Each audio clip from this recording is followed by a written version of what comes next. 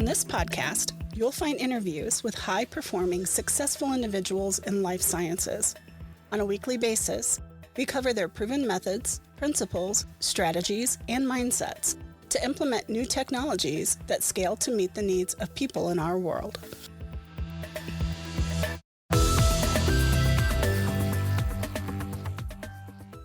Welcome to the Life Science Success Podcast. My name is Don, and for those of you who don't know me, I'm a consultant in life sciences, and I help clients reduce complexity and increase performance.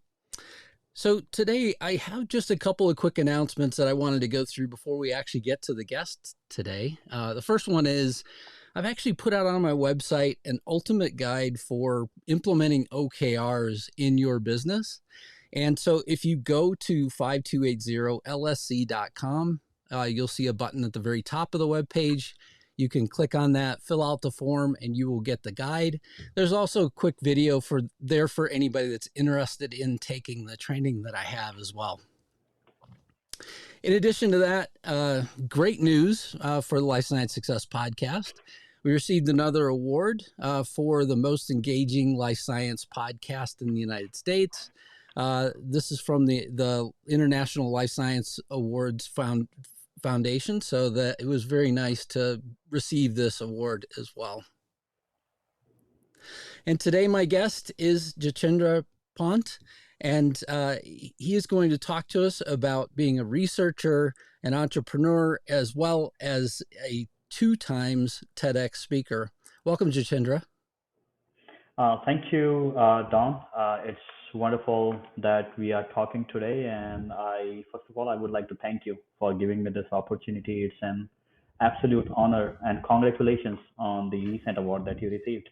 Yeah, thanks so much. Yeah, it's funny to me because since starting the podcast, I get asked oftentimes, so what are the metrics? Whenever I'm a guest, what can I expect in terms of the audience and the people that are listening and things like that? And I mean, it's always great to kind of, share with people, hey, look, I know that there are roughly over 1,000 people that oftentimes, listen to these, as well as, the watchers on LinkedIn and YouTube.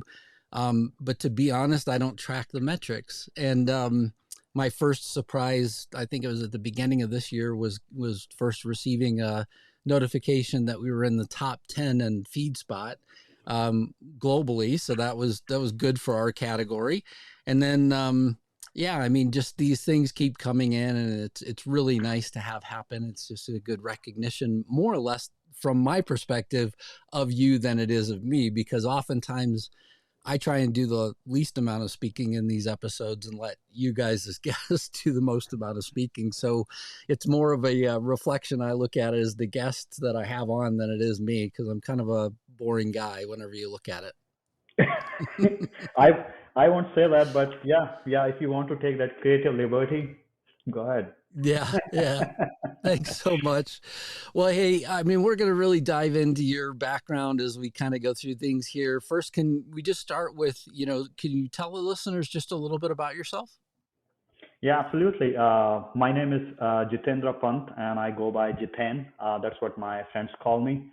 I grew up in a very small town, or rather a village in India. My father, he passed away in 2019. He was a forest guard. My mom have been a homemaker. I have 4 siblings. I did pretty much my education on scholarships and fee waiver. I did my bachelor's in biotechnology and master's in biotechnology from India. And in between, I worked for a company called Biocon, where I had the opportunity to develop life-saving drugs that are currently being used for psoriasis and breast cancer. And after finishing my master's, I came to United States as a visiting scholar to the University of Georgia, and then later on, I was offered a PhD position in the same lab that I very happily took. That was always a dream for me. And then I did my postdoc from University of Michigan, started a company between my postdoc and my PhD. So overall, I have 13 years of bench experience.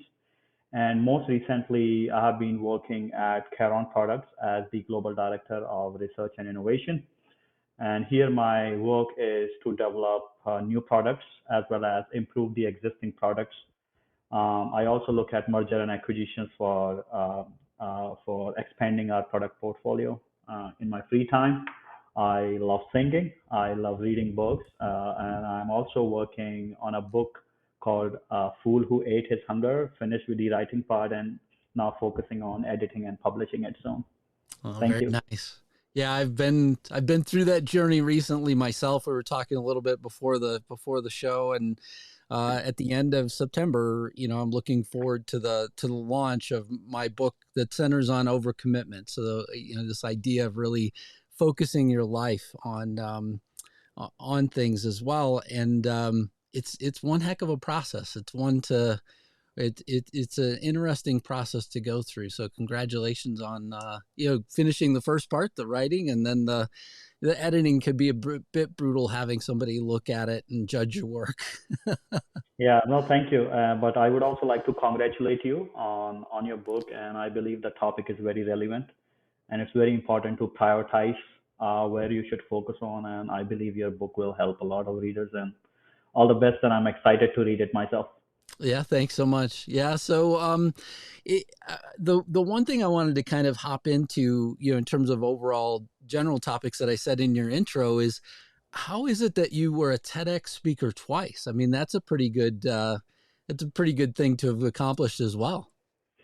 Yeah, I would say a couple of things. First thing is the fact that I enjoy public speaking, and I believe it's like being on stage gives you a platform where you can share message to the larger audience. We all have beliefs. We all strongly believe about something. Some people are passionate about their work. Some people have experiences that we know that others can benefit from. And I think public speaking allows me to do that. So knowing the benefits of public speaking keeps me excited about it. Second thing is, I believe if you do not have passion for your work, if you do not love what you do, you cannot transform your energy to the public. So I think my passion for my work allows me to transfer that energy to my audience, and I believe that has helped me grab 2 TEDx assignments. And ultimately, I would also like to add that public speaking did not come very naturally to me. I learned it the harder way uh, because English is not my native language, and I'm still working on my English, but I think I have certainly overcome the fear of public speaking. So, and I believe as long as you believe your guts, you are not scared of doing the right things, and you are not looking for an external approval for what you should be doing.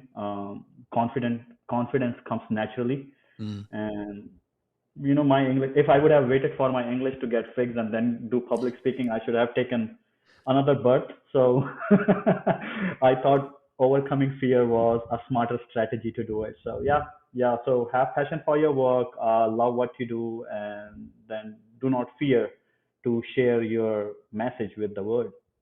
Yeah, and it sounds like you have a real execution mindset as well.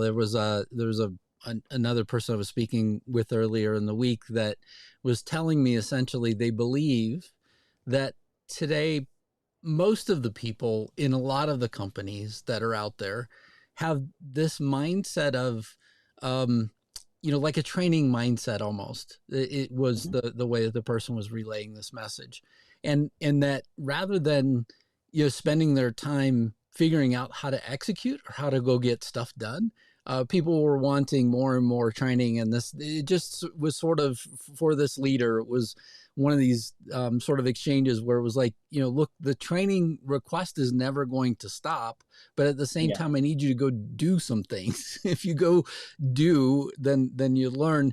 And I can't think of anything more terrifying than standing up in front of a crowd in a non-native language, right? And essentially Yeah. having to try and convey an idea. But at the same time, what a better way to show, your level of commitment and execution around that. So that's great. No, well, thank you. Thank you. And I believe for people who are interested in giving a TED talk or presenting on stage or have stage fear, Toastmasters is a very good platform. Oh, sure.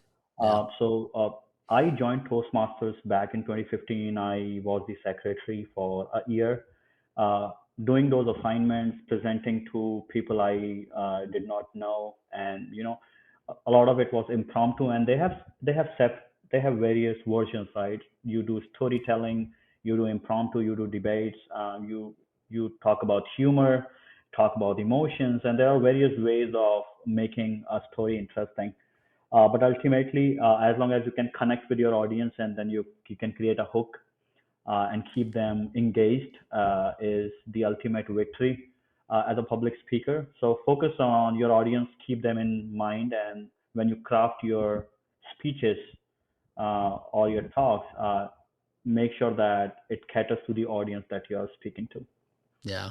Yeah. So many important things in that statement as well. I mean, I absolutely love Toastmasters, and always, appreciated a lot of essentially the speaking games that they play as well. And I feel like a lot of them, force you to do a lot of good things. The one thing that I know I personally have tried to work on in the past is just the amount of filler words that I use. So the ums and ahs in between. And Yeah.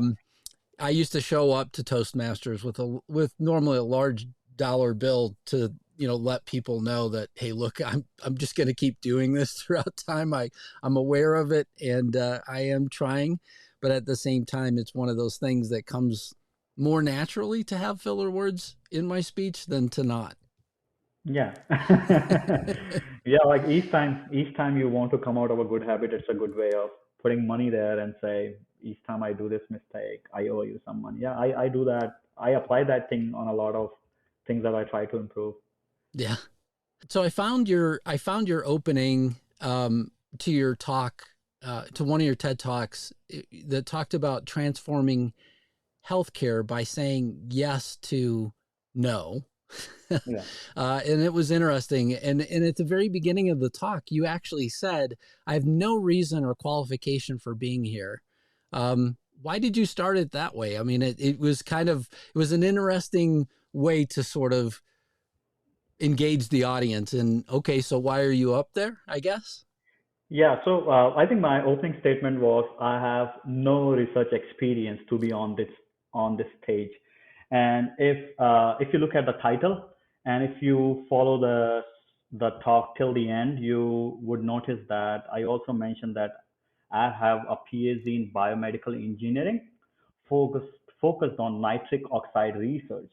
Now, nitric oxide can be abbreviated as NO or no, and and and I revealed it later during my talk that I meant to say I have by saying I have no research experience, I'm telling you that I have nitric oxide research experience. So yeah, Right. it it created a hook, but I think to open with it, it also made me sound humble, Mm, which I believe I am. But I think it was that we talk about creating a hook and engaging your audience, and I believe these are the kind of things you have to add humor to your speech to engage your audience, and it that no research experience got the job done there for yeah. me. Yeah, it's funny because I thought it was a really good talk. I thought it was, well phrased and sort of, walk people through and then brought people right back to your opening, as you got ready to close. It was, just a very engaging talk. So I would encourage anybody that's out there, that is interested in Jitendra's talk, please Google him and TEDx. It's TEDx UGA is the place that he did the talk. So feel free to check it out. Um, you also recently posted 5 ways to enhance your scientific impact. Can we talk about each one of the 5 ways that you mentioned on LinkedIn? The first one was publish fast. Yeah. So I have realized that a lot of researchers are hardworking. I mean, there is no way out. In any profession, if you want to be successful, you have to be hardworking.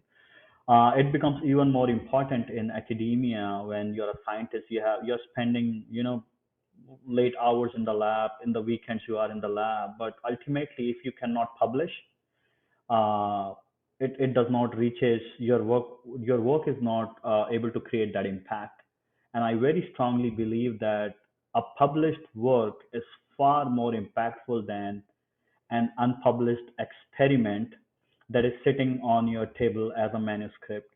So that's why I constantly encourage scientists to never lose sight of what you are here for, and it should not just be for the love of science. You ultimately, if you really care about uh, using your science to make an impact, people should be able to read it, right? Mm. And for people to be able to read it, you have to publish fast. And people do the mistake of waiting for 2 3 years before they can publish.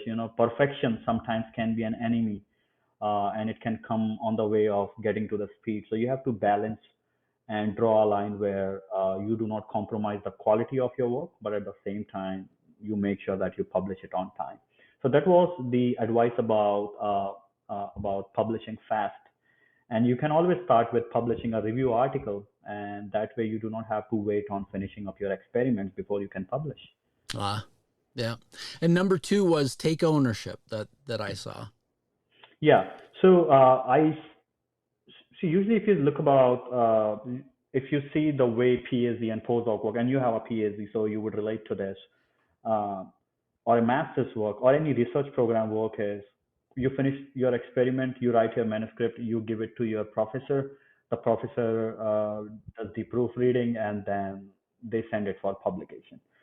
But what happens most of the times is you have given your manuscript to the professor, but now professor is holding it with him or her because they are so busy. They have thousand other works to do, and you are waiting, and they have forgotten about your manuscript. So the it creates a delay in publication. That's why I say be proactive and take the ownership, because first of all you should identify what is causing the delay. Um, is it you not communicating and not sending constant reminder to your professor? Is it the professor not having the right letter that he wants to send to the editor? So you write the letter to the editor, and create a draft and forward it to your professor and say, can you please proofread it and submit it along with my manuscript? So basically, the goal is to make it easy for your professor. If you are proactive, if you are doing experiment fast, if you are collaborating with other peers to get various pieces of your research done, and you are constantly sending reminders to your professor, you would save so much time. Mm-hmm. Um, I know students complaining that my professor is sitting with my manuscript for last 1 year, and I'm like, what are you doing about it? Instead of, I mean, besides complaining, what are you doing about it? Yeah. Send a reminder. Be after their life. And my my professor, when I was doing my PhD, he would constantly say, "This guy is after my life," and I said, "Yes, because this is about my career and my professional growth, and Yeah. if it means that I have to be after your life, I will be after your life." Yeah. It was one of those things where there were PhD candidates that were with me that sort of adopted that, what was it? The all but done, kind of mantra after their name. Right. So, and I remember saying to them, look, I want to be all done, not all Yes. but done. I want to be all done. And I mean, I would imagine anybody that was involved in kind of the final steps of, either mentoring me as well as, sort of reviewing anything that I had submitted, for my dissertation. It was, I mean, I was relentless in terms of, let's get to the finish line, guys, quick. And, they all had day jobs as well, and I appreciated that. But at the same time, I very much, wanted, feedback on my manuscript. I also wanted, to just get done. I mean, let's get going so I can add these 3 initials after my name. Absolutely. I also believe that a lot of time we forget how much power do we have. Mm, We always think that these are external forces. I cannot do anything about it, yeah. and just doing that makes you weak. Knowing that you can, in any given situation, you have some level of control, And in this case, this control is about communicating, reminding them, Yeah. writing a letter for them, making things easier for them is a way of taking charge of the situation. Absolutely. The number 3 item that you had listed was publish a review article fast, which you mentioned a minute ago. Didn't know if there was anything else that you wanted to add to that item. Yeah, I would say there are various benefits of publishing a review article, and this is one advice I wish someone should have given me. First of all, review articles are much easier to publish. The rejection rate is very low. You don't have to finish any experiment in order to write a review article. You don't have to be associated with big professors, big labs. You can be anywhere in the world. You could be sitting on your table in a tiny room and still be able to write a review article. And I say to do it earlier than later is because when you start your PhD or postdoc or any research program, in those initial days, you have to read anyway. You Mm-hmm. have to compile reports anyway. You are basically choosing from different topics. Why not put a little bit of articulative writing into that, paraphrase statements, draw conclusions from various sources, and connect dots together and turn it into a review article and publish it. And if you do it early on, by the time you finish your PhD, you would already have 100 200 citations, because one good thing about review articles is they receive a lot of citations.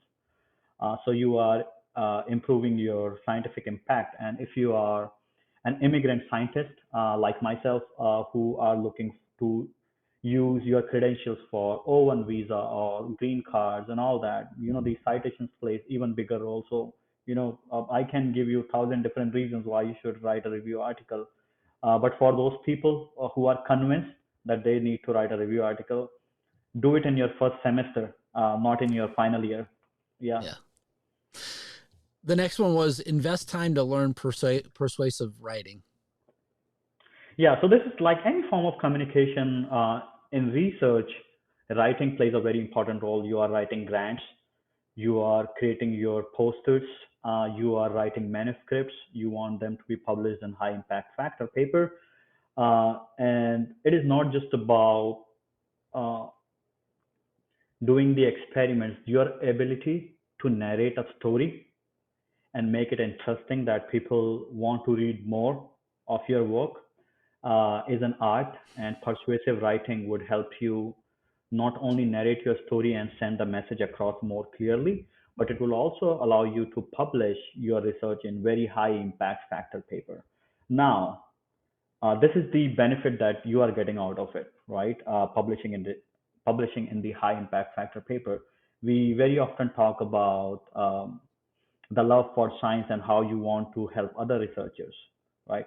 If you really want to help other researchers, publishing in high impact factor papers or articulative writing, even in a low impact factor journal, allows you to reach wider audience, wider research network, and these people can now do developmental research based on your original work.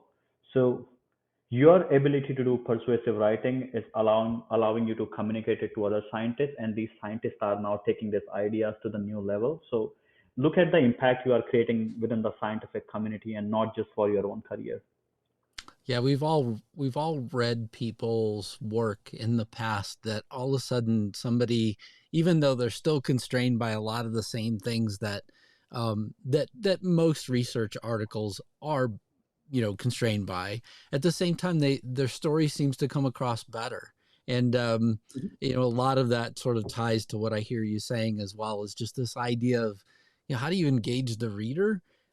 Even though you're somewhat constrained, you've got to have, certain elements in each one of your research articles, but at the same time, you could still provide a solid story and a reason to come along with you in the journey. Absolutely. And for those who wants to develop persuasive writing skill, constantly read papers that you enjoyed reading. Yeah.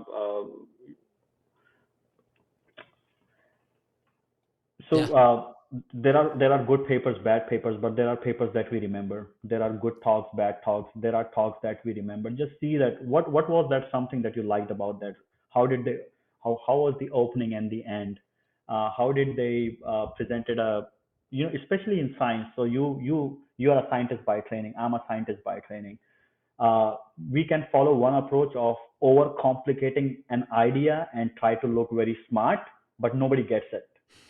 People might at the end of the day, people might say that, oh, this guy or girl is very smart, but I did not get anything out of it. Another way is you make it overly simplistic, where it reaches the people, it conveys the message, they get what you want to say, and they are then able to use that message to better their life and their professional growth, and do further research on the initial work that you created, right? So knowing your audience, again, just like TED Talk, knowing your audience here is supremely powerful. But do not forget that simplicity will always win. You don't have to overcomplicate things when they don't need to be. Yeah, absolutely. And so your last one on here is be visible.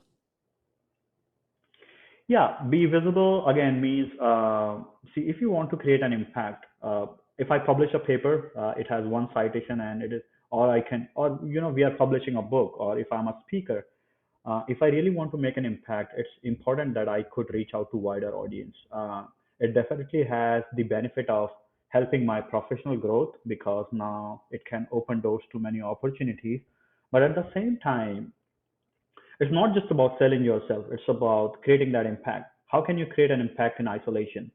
If you are visible, more people can learn about you and your work, and then you can touch more lives. And that's why being visible is very important, especially when you are doing good work. It's your responsibility to be visible, and reach and touch more lives. Yeah, and I think I was just having this conversation with somebody yesterday about myself, that as I got ready to start the podcast, so the way that this all got initiated was by somebody that I had a conversation with, and they said, I wish I would have recorded, this conversation. And in my mind, that instantly brought to light the idea of having a podcast. And so I started out with an audio only podcast. We recorded only the audio, no video whatsoever. And then I struggled to initially get those out, but I read the book. It's called The War of Art by Stephen Pressfield. And he talks about this sort of personal resistance that we all sort of have, right? So we struggle with, sort of how visible we should be in front of, other people, and, sort of the things that we should do. But at the same time, I had people that were encouraging me, saying, hey, look, but there's nobody else that's out there talking about the great things that are happening in life sciences. And so why not sort of bring that to light? And the same exact thing happened to me with video. Is somebody had said, hey, you should have this on video so that we could see you, and it'll, help people kind of understand who your guest is a little bit more and things like that. And again, this idea of being on video just seemed, again, not natural for me. But this, sort of the thought process being that in some way, maybe this helps to translate to a company that's out there that's interacting with customers in life sciences, and it helps somebody in that way. And I do want to help, and I love helping people on a daily basis. So for me, even though this is a bit out of my norm, yeah, I'm more than happy to do it for sort of the sake of, getting the message out there in life sciences. So Absolutely, that yeah. idea of being visible is not an easy one, I think, for a lot of us. It is not. It is not. But I believe, if there is so much junk out there in social media, and people like you are creating value for others. And if people like you are not visible, it's a disservice to the society. So by overcoming our fear of public speaking and putting ourselves out there, it takes a lot of courage. But if you see the big picture, you are helping many lives and impacting. Like every day I receive so many messages from researchers who comment on how this particular video or this particular post is helping them, either with their visa situation or with their publications. And for me, it is powerful. It keeps me it motivates me to do more of what I'm doing. And I believe you think the same way, and that's why you are hosting this podcast the way you do. Yeah, thank you for that. So you're currently the global director of R&D at Caron. What does Caron do? So thank you. First of all, so Caron Products is a lab equipment manufacturer and service provider. We make bioinstruments that serve biotech and biopharma companies in both industry and academia.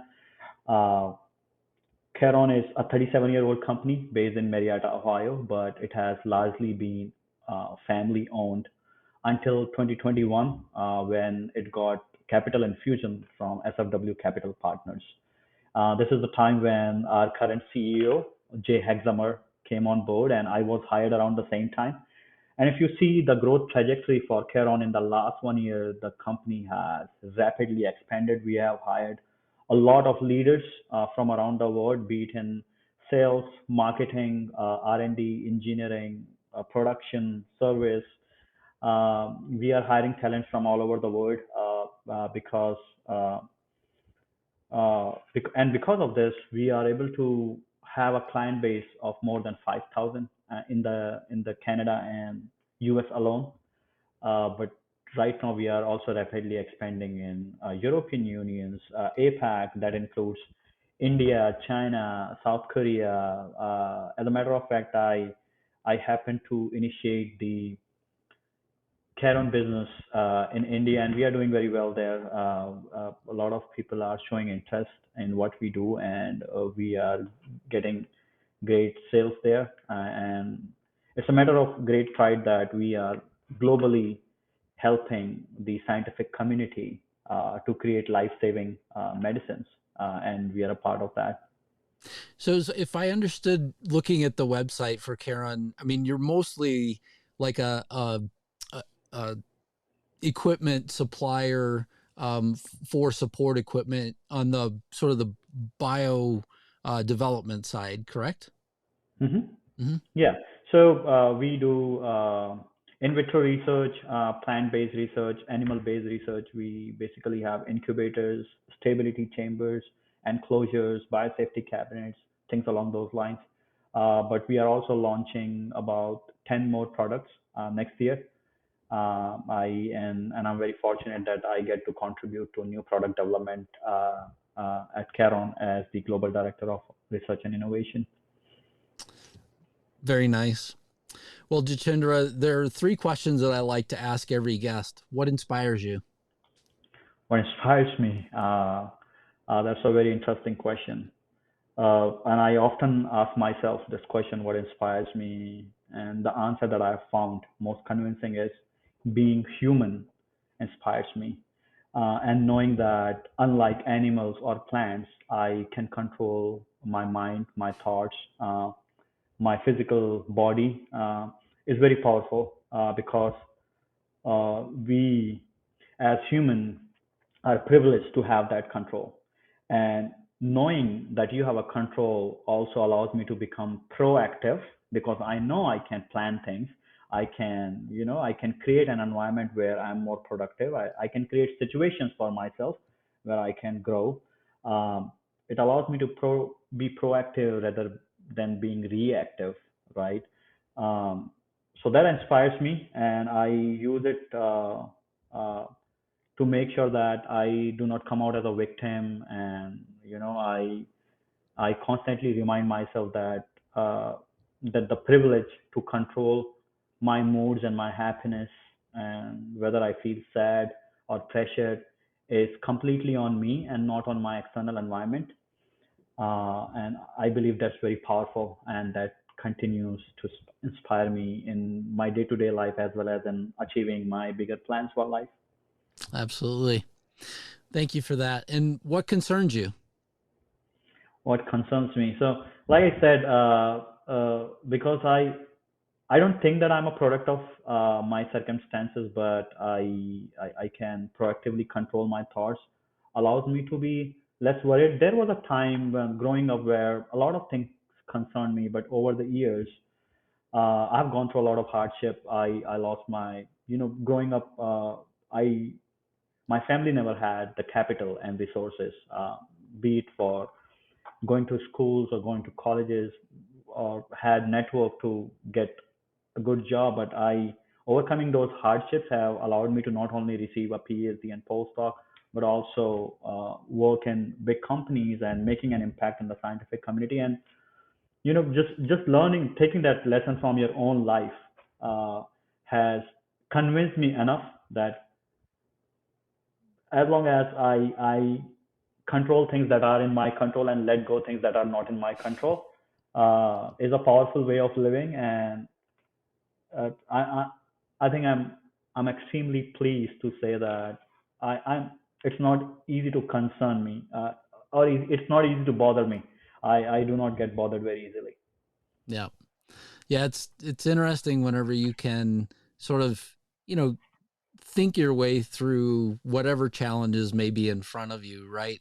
At the same time, understanding that each one of our lives is drastically different. I know I've talked to people before who have, immigrated to the United States just with, extra layers of clothes on their back, as well as the suitcase that they're pulling. And that's essentially what they have in life, and essentially, eventually getting to call home and say, these are the things that I'm going off to do. It's one of those things where all of our circumstances, could one, lead us to a path where we, just say, hey, look, our concerns are ones that terrify us or freeze us in where we are. Absolutely. And there are other people that just kind of say, you know what, I'll work my way through whatever it is that concerns me, no matter what.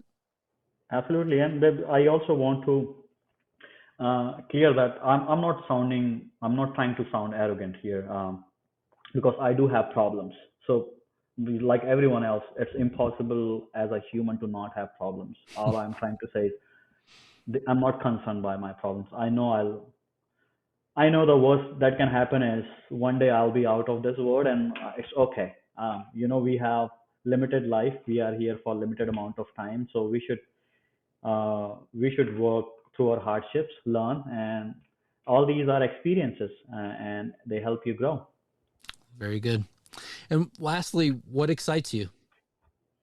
What excites me? A lot of things excites me. I'm like I said, so it's not easy to bother me, but it's very easy for me to get excited about a lot of things, and that's why I put my feet in everything. Like I love singing. Singing excites me. Reading excites me. Writing excites me.